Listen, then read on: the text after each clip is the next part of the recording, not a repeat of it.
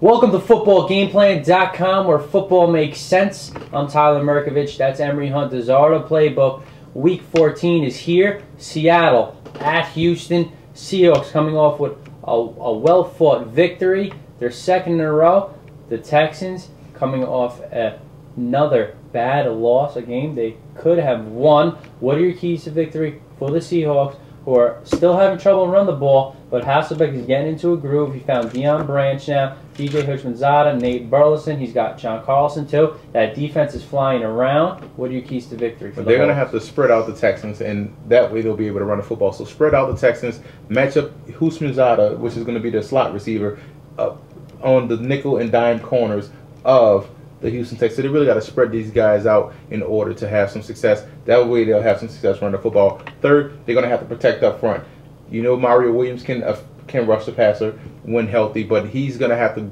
They're going to have to really make sure they block him and block interior pressure, because the Texans can't apply pressure. So that O-line really has to protect this week. And third, defensively, they want to get after Schaub. You know, that's the key to victory. Schaub can't handle pressure in his face. Not saying that he's not a good quarterback. I love the way he plays. He's doing phenomenal this year. But they have to really get after him to force those errant throws. And you want to roll coverage toward Andre Johnson and help take him out the game. And Texans defense is playing well for a stretch, but they can't get stopped inside their red zone, which they need to do. Hold teams to at least 3. What are your keys to victory for Gary Kubiak, who's really feeling the pressure? Well, they lost a quarter pretty much to Rex Grossman. So I'm going to blame parts of that offense to Rex Grossman coming into the game with a lot of rust, and really they couldn't move the football with him in the game. So this week they really have to tighten up play calling, because the spotty play calling, which is a big reason which cost them against Jacksonville. So they really have to show up that aspect of their game. Second, defensively, they're going to have to really shut down the running game. Seahawks already struggle running their football, but don't allow them to run the football this week, and let them pass the football 30, 35 times a game, because that's going to give you a pass rush an opportunity to be successful. Second, they're really going to have to slow this game down. Seahawks going to play at a fast pace.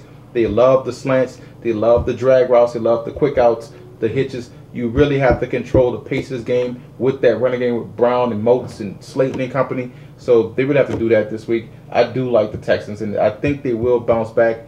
Seahawks, I can't trust the Seahawks. From Jekyll and Hyde, I don't know when they're going to turn back to, Jekyll.